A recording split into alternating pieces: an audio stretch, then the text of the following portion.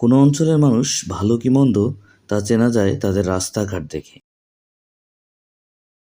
কোনো অঞ্চলে গিয়ে যদি দেখেন যে ওই এলাকার রাস্তাঘাট খুবই সরু এবং সংকীর্ণ, তাহলে বুঝে নেবেন এই এলাকার মানুষ ভালো না।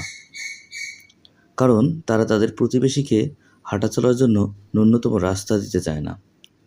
আবার রাস্তা আছে, কিন্তু রাস্তা থেকে পানি নিষ্কাশনের জন্য কোনো ব্যবস্থা নেই বা পানি নিষ্কাশনের কোনো রাস্তা নেই।